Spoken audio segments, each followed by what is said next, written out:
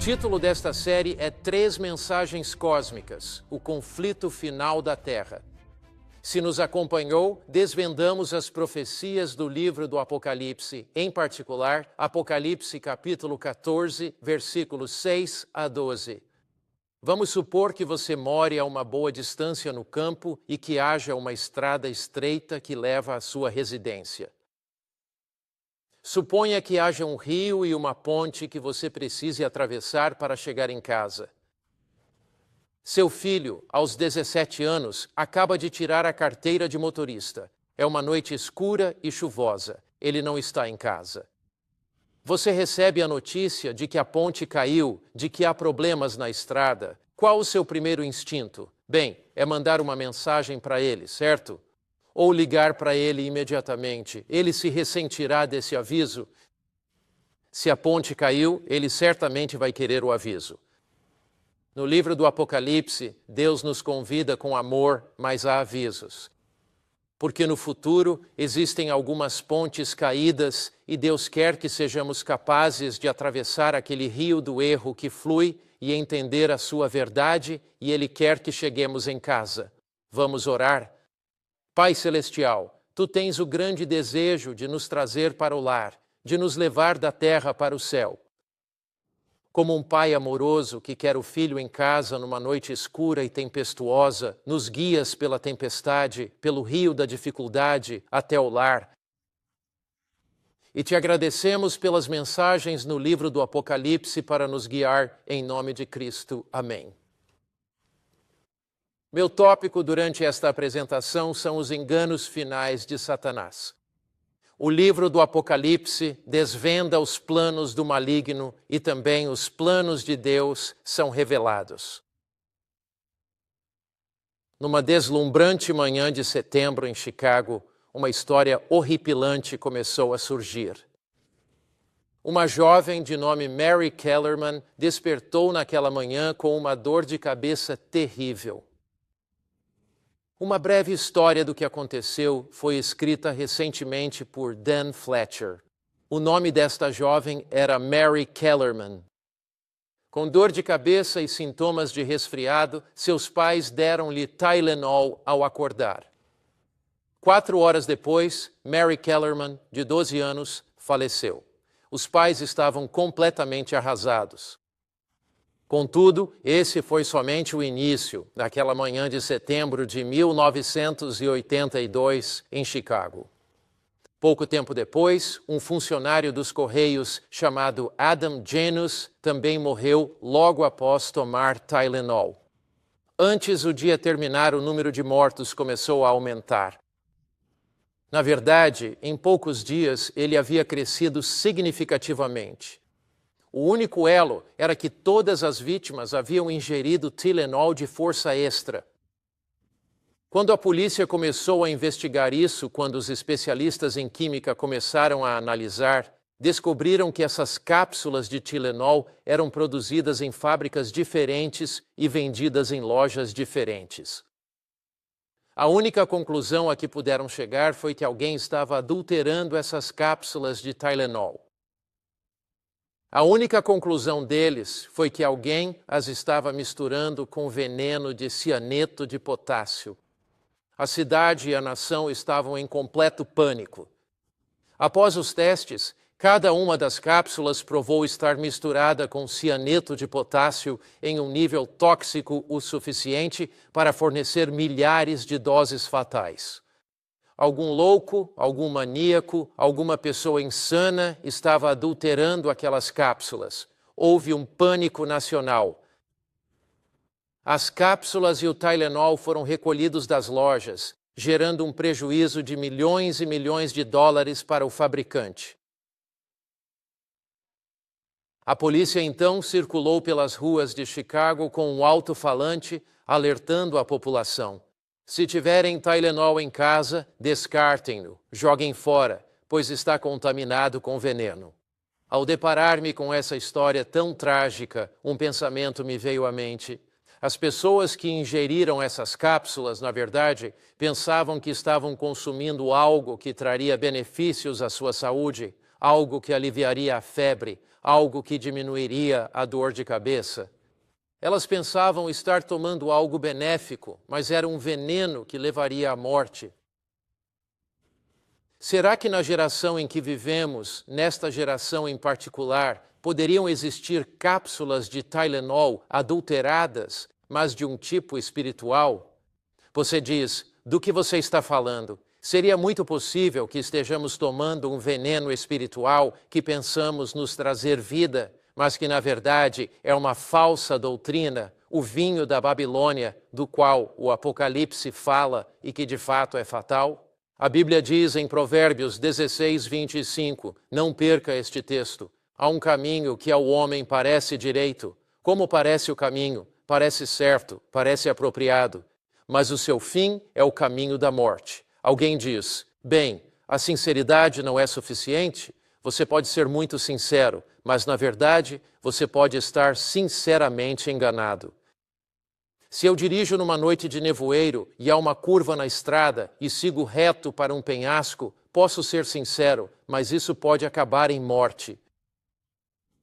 Então, a palavra de Deus informa nosso pensamento. É mais do que sinceridade. É o desejo sincero de conhecer a verdade na palavra de Deus, se formos honestos com Deus. De fato, Jesus disse em João 7,17, se alguém quiser fazer a minha vontade, conhecerá a doutrina. Assim, ao desejar sinceramente fazer a vontade de Deus e abrir as Escrituras, o Espírito Santo nos revela qual é a vontade de Deus.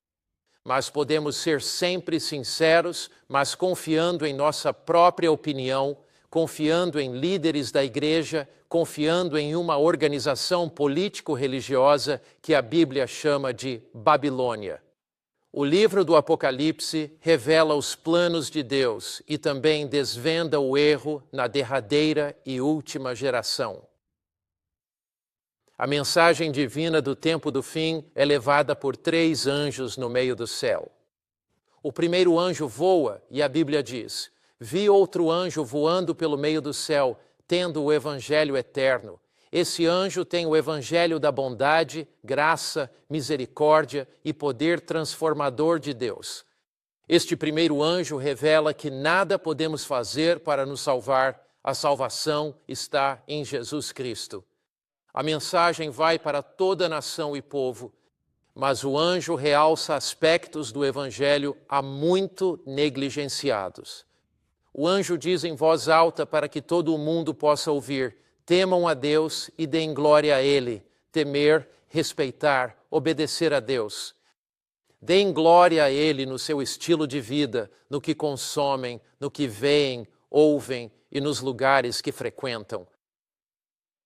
Esta mensagem do primeiro anjo é um chamado à obediência a Deus, pois somos salvos pela graça. É um chamado para que nossa vida mostre dedicação a Deus, pois seu juízo chegou. Vivemos no fio da navalha da eternidade. Vivemos onde as areias do tempo estão se esgotando da ampulheta, pouco antes da vinda de Cristo.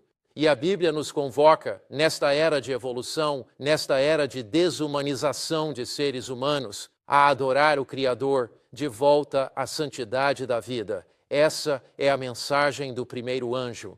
É uma mensagem grandiosa para toda a humanidade, que contém os alicerces de toda a verdade bíblica. É uma mensagem do Evangelho, de obediência, do juízo, da segunda vinda de Cristo, da santidade da vida e de adoração ao Criador.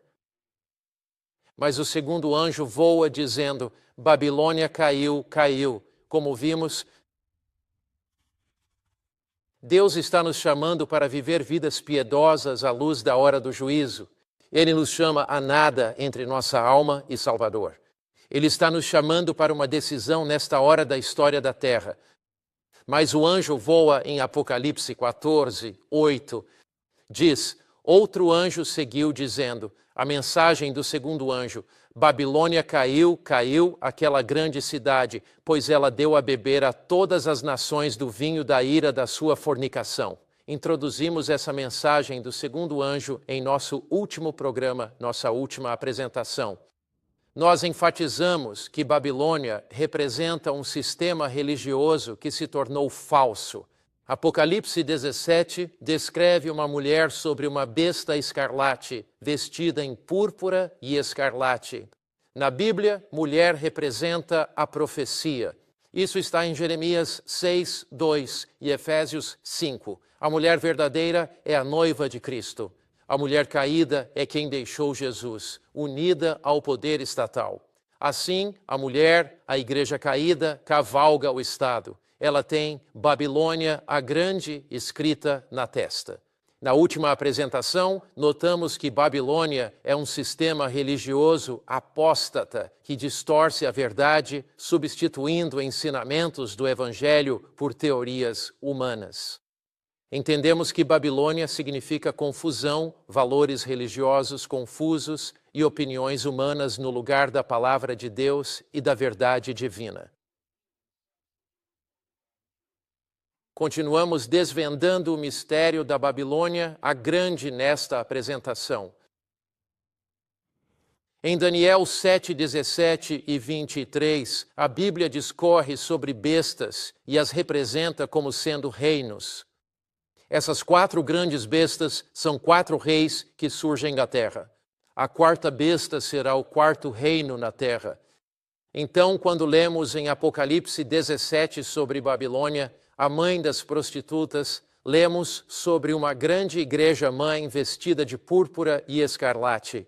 Em nossa apresentação passada, destacamos que a grande igreja-mãe na cidade de 7 Colinas era de fato a igreja romana. Ela orienta os poderes do Estado.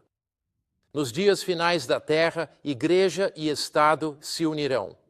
A liberdade religiosa será minada e a liberdade religiosa será algo que será usurpado por esses poderes estatais. No entanto, há 2 pilares centrais da estratégia de Satanás que conduzem a essa união de igreja e do Estado que queremos analisar com muito cuidado nesta apresentação. Esses 2 pilares centrais vêm da Babilônia, parte do mistério da Grande Babilônia.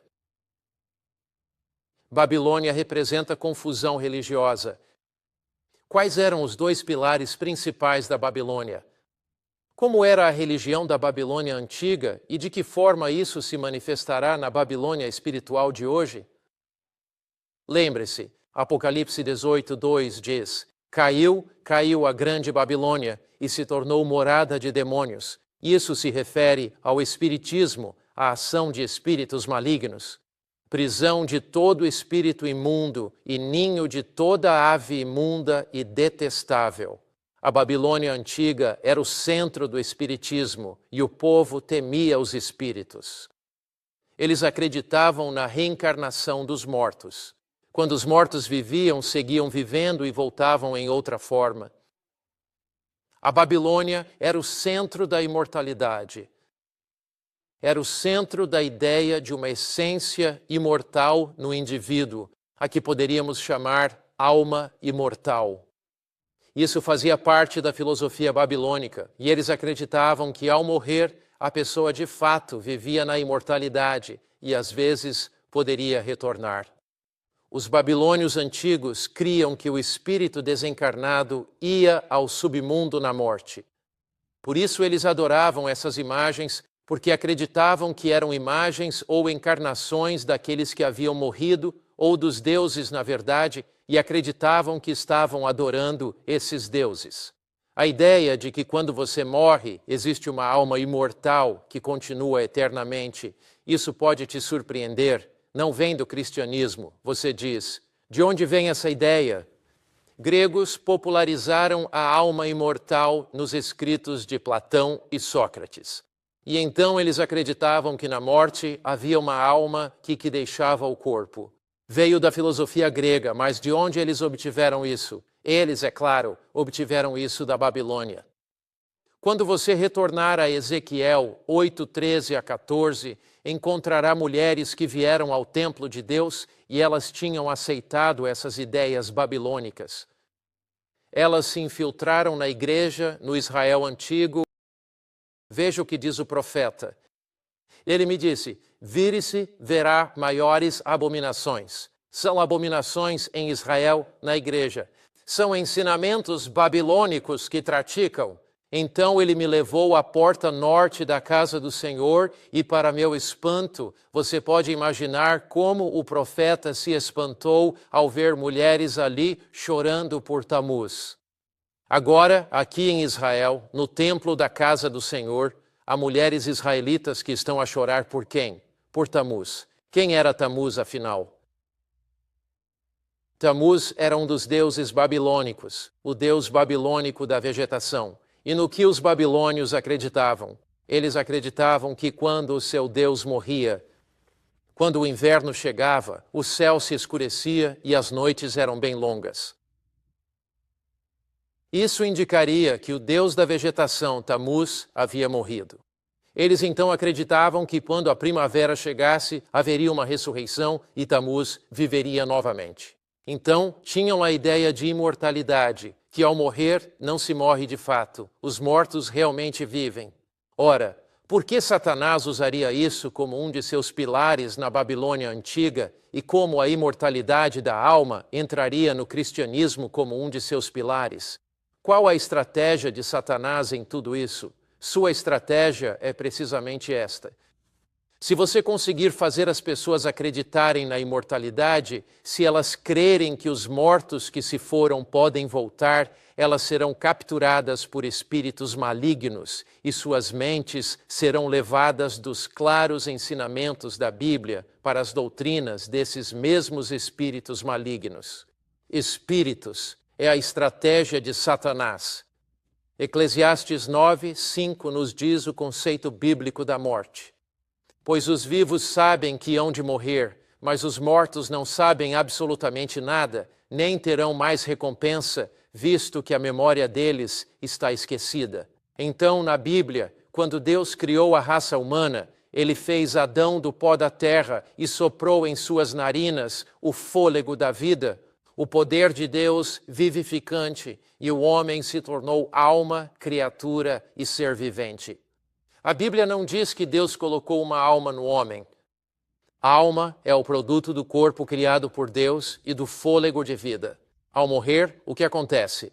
A Bíblia diz em Eclesiastes 12:7 que quando alguém morre, o corpo volta ao pó e o espírito, que é a força vivificante de Deus, não algo que pensa ou raciocina, volta para Deus. Assim, a alma é o produto.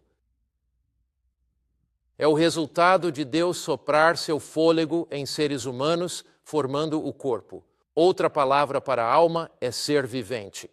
Às vezes uma pessoa vai ao supermercado, ela concluem suas tarefas mais rápido e voltam dizendo, não há ninguém lá. O que isso significa? Não um ser consciente, mas que não havia pessoa alguma. Os vivos sabem que vão morrer.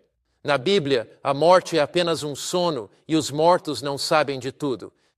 Eles não sabem de nada. Num sermão chamado O Homem é por Natureza Imortal, de Amos Phelps, um proeminente pregador protestante de algumas gerações anteriores, que explora a ideia da alma imortal de maneira muito persuasiva. Ele diz, esta doutrina da alma imortal pode ser rastreada através dos canais lamacentos de um cristianismo corrompido, um judaísmo pervertido, uma filosofia pagã, uma idolatria supersticiosa, até o grande instigador de travessuras no Jardim do Éden.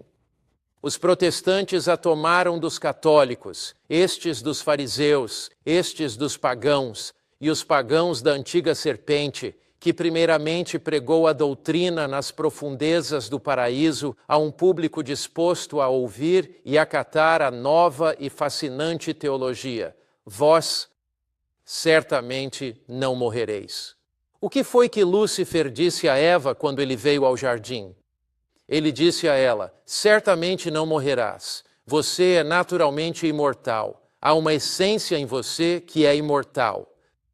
Você pode pegar deste fruto e não morrerá.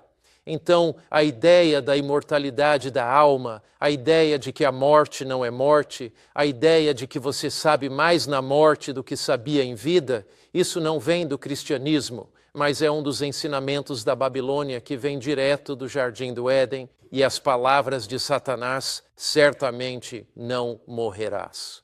O diabo usa isso nos últimos dias da história da Terra como um ponto de engano.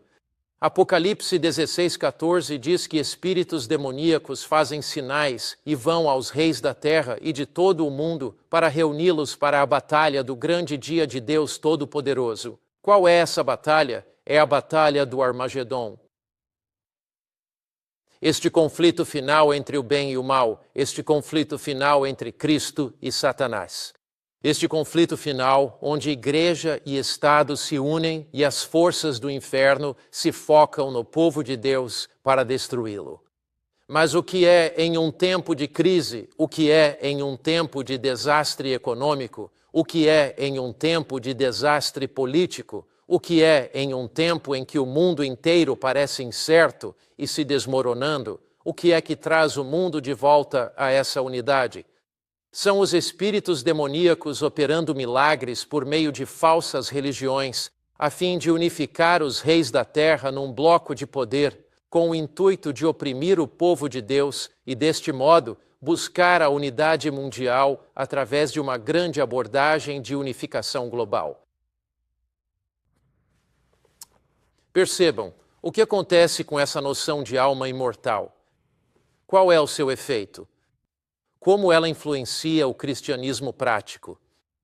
Bem, os pagãos, os babilônios, levavam ofertas pelos mortos e se dirigiam ao santuário daqueles que haviam partido. E em certas religiões mundiais, isso permanece verdadeiro hoje. No budismo, isso é bem verdade, onde oferendas são levadas aos mortos. Isso é verdade em várias religiões do mundo hoje. Porque este é um dos pilares centrais de Satanás.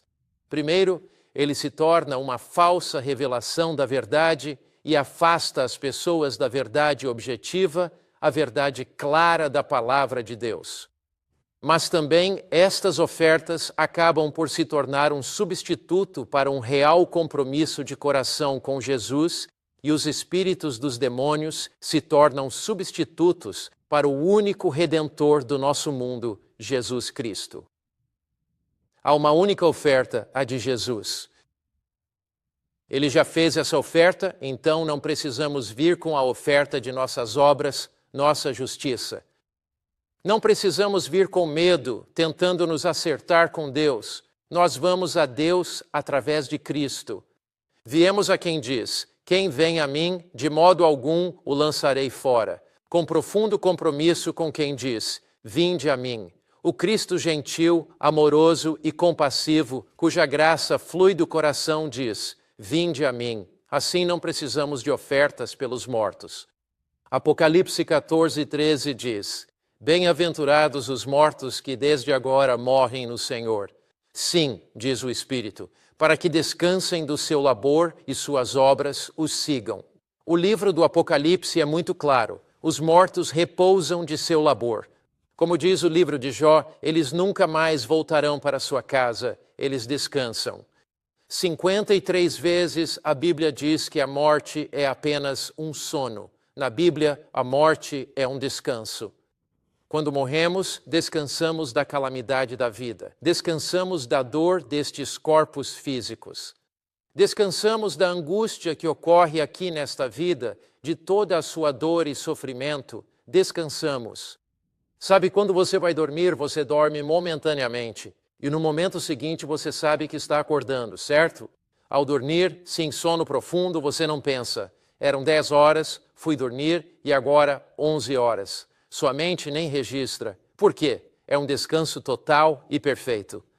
Assim, na Escritura Sagrada, ao contrário das decepções de Satanás que se manifestam pela corrente da Babilônia espiritual, originária da Babilônia pagã, Deus nos revela a verdadeira compreensão sobre a morte.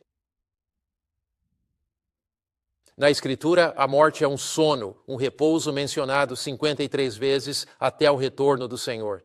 E veja, por que Satanás tenta perpetuar essa era da alma imortal? Porque ele odeia a doutrina da segunda vinda de Cristo. Se os mortos já vão para o céu, por que Jesus voltaria? para unir corpos mortos a almas? Não faz sentido, mas 1 Tessalonicenses 4, 16 e 17 diz: o Senhor descerá do céu com um grito de vitória, voz de arcanjo e trombeta de Deus. Os mortos em Cristo, que dormiam em Jesus, ressuscitarão primeiro. Então nós, vivos e remanescentes, seremos arrebatados nas nuvens para encontrar o Senhor no ar. Assim estaremos sempre com o Senhor. Imagine esta cena. Seu pai morreu, quer vê-la de novo. Sua mãe morreu. Anseia por vê-la de novo, um irmão, irmã ou filho. Mas um dia, um clarão do leste ao oeste, e um dia a terra treme num terremoto forte. Um dia o céu se ilumina com a glória de Deus e Jesus desce à corte do tempo. Ele diz: João, venha. Maria, venha. Pedro, venha.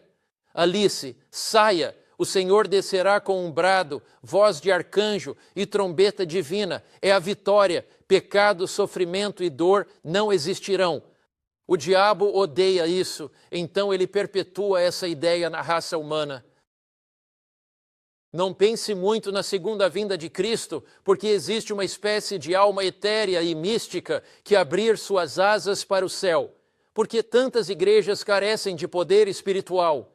Porque a pregação da segunda vinda de Cristo não existe mais em muitas dessas igrejas. Muitos perderam a urgência da segunda vinda de Cristo, mas ao longo dos séculos, quando a urgência da segunda vinda de Cristo pulsa no seu coração, quando você anseia pela segunda vinda de Cristo, você é lançado de joelhos a um compromisso mais profundo com Jesus e a um senso mais profundo de seu amor e sua graça. Satanás introduziu, até mesmo no cristianismo, uma falsa doutrina vinda da Babilônia para minar completamente a ideia da segunda vinda de Cristo e posicionar as mentes das pessoas para serem enganadas pelo espiritismo. A esperança deste mundo, segundo o apóstolo Paulo, em Tito 2,13, é a bendita esperança, a esperança para nosso planeta cansado e devastado pela guerra, para nosso mundo confuso e caótico. A esperança para um planeta de doença e morte. A esperança para este planeta, a segunda vinda de Cristo. O livro do Apocalipse ressoa e está saturado de esperança. O Apocalipse e as 3 mensagens cósmicas pulsam com a segunda vinda de Cristo e nos dão nova esperança. Há 2 pilares na estratégia de Satanás. O primeiro é espiritismo vindo de Babilônia. O segundo é adoração ao sol.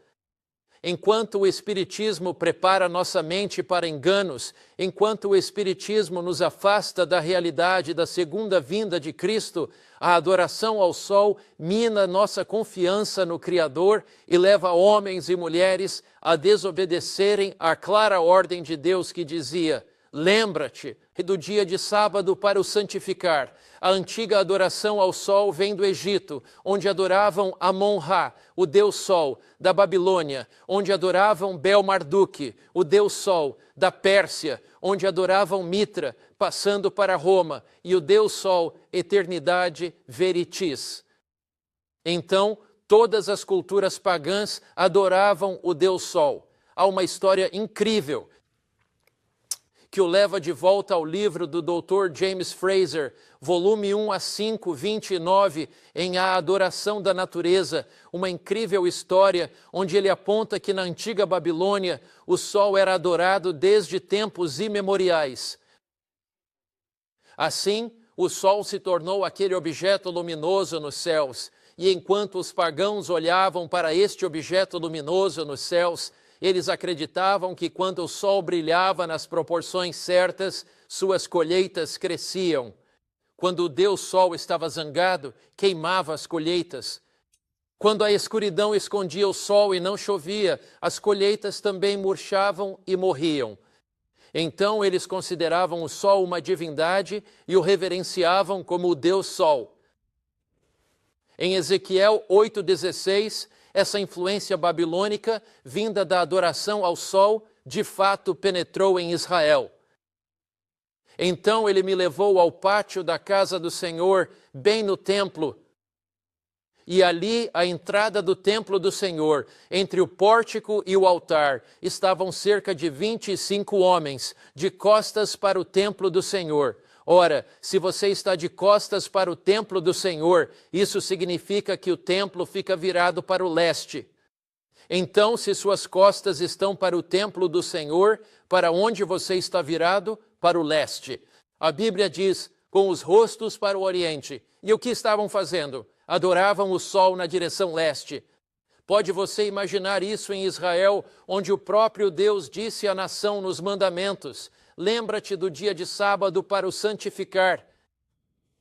Em 6 dias trabalharás e farás toda a tua obra, mas o 7º dia é o dia de sábado do Senhor teu Deus, pois em 6 dias o Senhor fez os céus e a terra. Veja, o mandamento do dia de sábado que Deus disse para se lembrarem foi dado em memória da criação.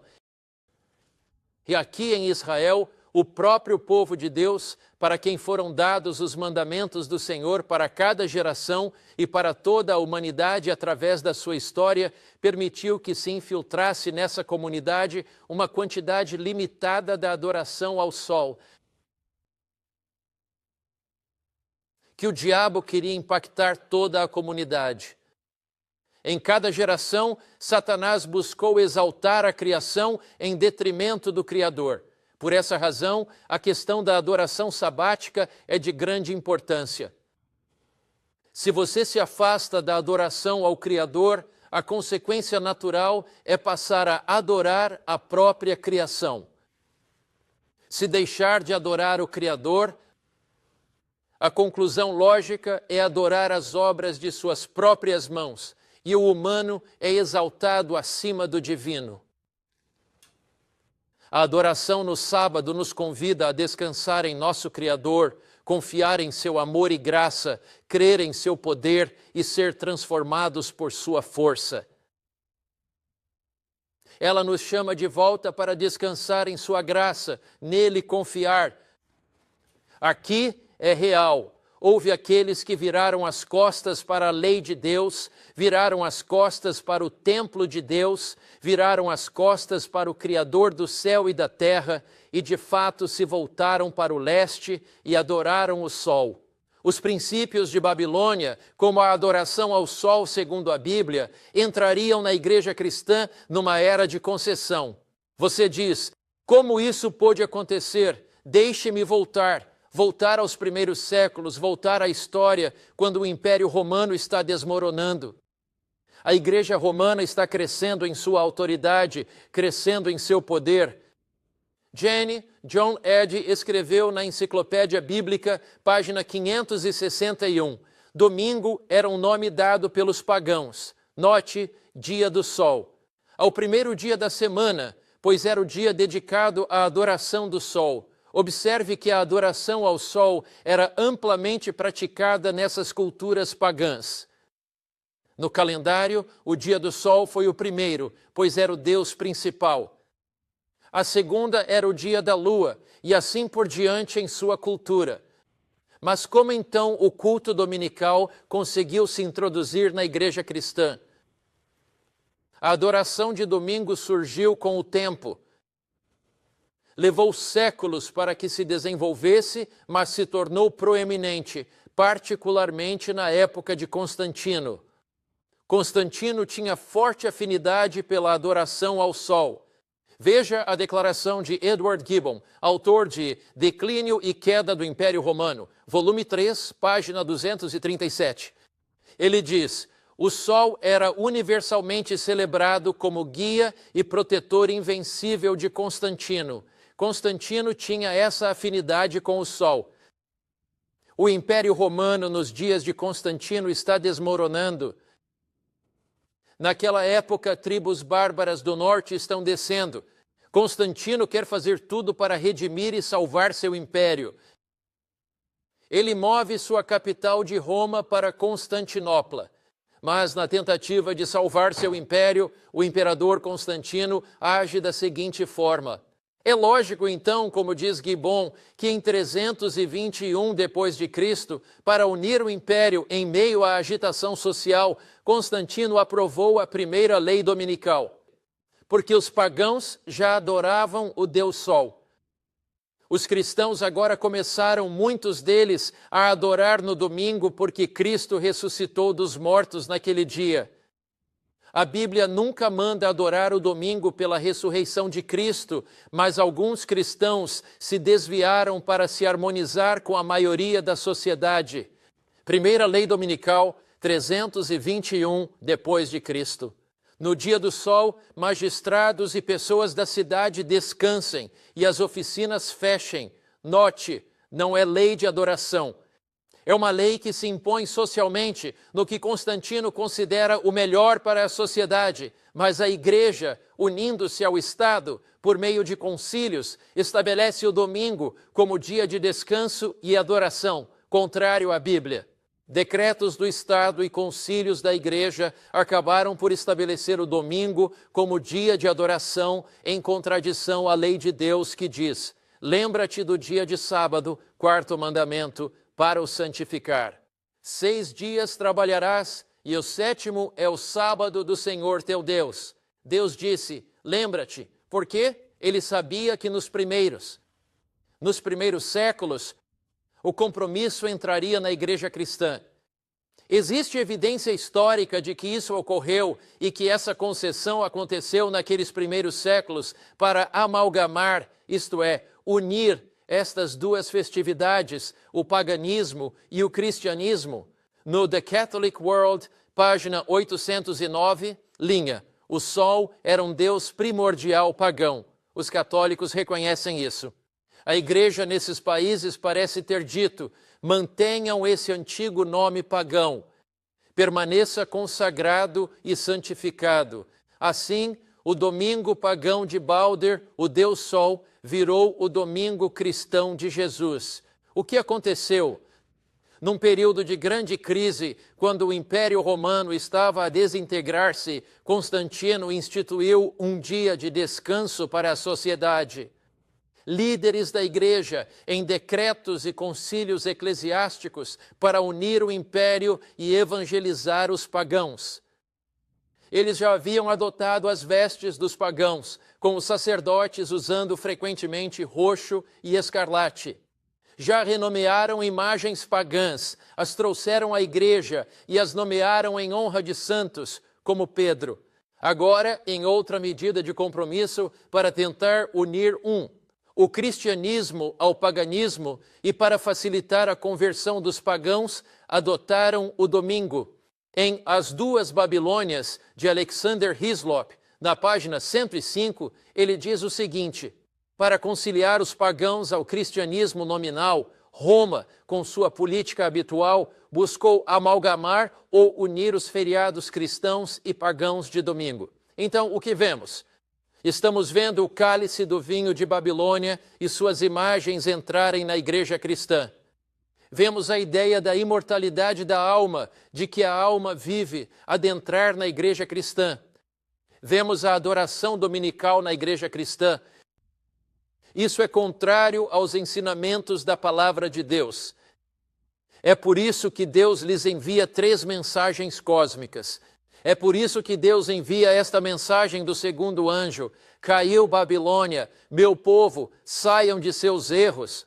Não se embriaguem do seu vinho. Hislop diz: para que paganismo e cristianismo, agora afundados na idolatria, nisso, como em tantas outras coisas, dessem as mãos.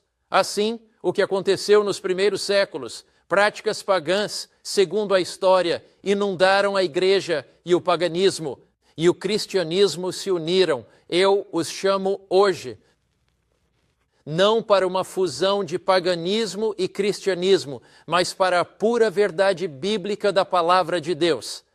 Deus está desenvolvendo um grupo de pessoas cujos corações são sujeitos à sua palavra e cujas mentes também o são. O domingo tornou-se um veículo para unir 2 religiões, o paganismo e o cristianismo, num papel de compromisso para salvar o império. Dr. Edward Hiscox, autor de The Baptist Manual, discursou e chocou um grande grupo de ministros protestantes quando disse: que pena que o domingo venha marcado com a marca do paganismo e batizado com o nome do Deus Sol, depois adotado e santificado pela apostasia papal e legada como uma herança sagrada para o protestantismo. Dr. Edward Hiscox, do Manual Batista, entendeu. Ele compreendeu que o domingo era assinalado pela marca do paganismo. Deus diz em Ezequiel 20, versículo 12, também lhes dei meus sábados, para que servissem de sinal entre mim e eles, e para que soubessem que eu sou o Senhor que os santifica. O sábado é um sinal de aliança, de lealdade a Deus. É um sinal de que aceitamos a autoridade de Deus. O dia de sábado foi subvertido por Satanás, que tem desejado aniquilar a autoridade e a palavra do Criador, Deus. Contudo, Deus está nos chamando de volta. Babilônia caiu. Os ensinamentos da antiga Babilônia, para nossa tristeza de forma lamentável, se infiltraram na igreja cristã. Deus levantou grandes homens de fé e grandes mulheres de fé, reformadores que no período da reforma começaram a guiar o seu povo de volta à palavra de Deus, de volta à salvação através de Jesus Cristo e somente por meio dele de volta à compreensão, a verdade de sua palavra, e ele está completando essa reforma hoje ao levantar um movimento que realmente levará as pessoas de volta à sua palavra. Num tempo em que, segundo Ezequiel 22, 26, seus sacerdotes violaram minha lei, os líderes religiosos em Israel violaram a lei de Deus, e isso acontece de novo, profanam as minhas coisas santas. Eles não distinguiram entre o santo e o profano, e para muitos, o sábado bíblico é apenas um dia comum de esportes, compras e vendas. Não distinguiram entre o santo e o profano, nem a diferença entre o impuro e o puro. Em outras palavras, comer e beber à vontade. É por isso que a mensagem das 3 mensagens cósmicas dos 3 anjos é tão importante. Ela nos chama de volta ao Evangelho, à obediência a Deus, a tratar nossos corpos como templo de Deus e não como uma casa de diversões. Ela nos chama à segunda vinda de Cristo na hora do juízo. Ela nos afasta das doutrinas poluídas da Babilônia. Diz: ocultaram os seus olhos dos meus sábados, e assim sou profanado entre eles. Líderes religiosos hoje em dia ignoram o sábado. Aonde tudo isso irá dar? Deus diz: saia dela. O quê? Sai dela, povo meu. O povo de Deus ainda está na Babilônia. Os pilares da estratégia de Satanás, o espiritismo para enganar, a adoração ao sol, novamente em um tempo de crise para unir o mundo. Ellen White, em O Grande Conflito, página 588, diz: pelos 2 grandes erros. 2 grandes o quê? Erros. A imortalidade da alma e a sacralidade do domingo, Satanás usará essas doutrinas para enganar as pessoas. O cálice do vinho de Babilônia será distribuído. A igreja e o Estado se unirão. Homens e mulheres ficarão intoxicados com as falsas doutrinas de Babilônia, as falsas doutrinas da imortalidade da alma. O que os preparará para os enganos do espiritismo que irão cativar o mundo. A adoração dominical, tal como nos primeiros dias do Império Romano, que uniu igreja, Estado e o mundo, voltará a acontecer. A declaração continua: enquanto o primeiro lança o fundamento do espiritismo, a imortalidade da alma, o último, a adoração dominical, cria laços com Roma. Os protestantes do Zekarswaiwa serão os primeiros a estender as mãos através do abismo para agarrar a mão do espiritismo. Eles não têm proteção, pois aceitaram a imortalidade da alma. Eles alcançarão o abismo para dar as mãos ao poder romano. E sob esta união tríplice, qual é ela? Espiritismo, protestantismo, catolicismo. Este país seguirá os passos de Roma, pisoteando os direitos da consciência. O que aconteceu nos dias da Babilônia antiga? Nabucodonosor estabeleceu uma imagem falsa. Ele decretou uma lei que obrigava à adoração, e aqueles que não se curvassem enfrentavam a severa pena de morte. Nos últimos dias da história da Terra, pouco antes, o chamado retumbante de Deus está sendo feito ao mundo. Suas mensagens estão chegando aos confins da terra. Este evangelho do reino, a verdade, deve ser pregado até os confins da terra, para que as pessoas compreendam plenamente as questões antes da segunda vinda de Cristo. A mensagem do segundo anjo em Apocalipse 14, 8 é: caiu, caiu Babilônia. Sai dela, meu povo, igreja e Estado se unirão, falsidade prevalecerá e demônios enganarão com milagres. O mundo será catapultado para o seu derradeiro e conflito final. No entanto, estamos seguros em Jesus Cristo. Nossa confiança está em Jesus, não em credos feitos por homens, nem em ideologias humanas, e também não nas ideologias, ensinamentos ou tradições do ser humano. Em Cristo estamos seguros. Em Cristo encontramos refúgio, como diz em Salmos 46, 1. Deus é nosso refúgio e fortaleza, socorro bem presente na angústia. Quando o mundo estiver em caos e confusão, no maior tempo de angústia da história do mundo, encontraremos segurança em Cristo, encontramos nosso refúgio em Cristo, encontramos nossa esperança em Cristo, encontramos nossa confiança em Cristo, encontramos nossa proteção em Cristo, encontramos nossa força em Jesus. Esta mensagem dos três anjos é dada por um Deus de amor que deseja você com Ele, um Deus que não quer que você seja enganado nos últimos dias da história da Terra. Deus está nos guiando hoje de volta à sua palavra. Deus está nos guiando hoje de volta à sua verdade.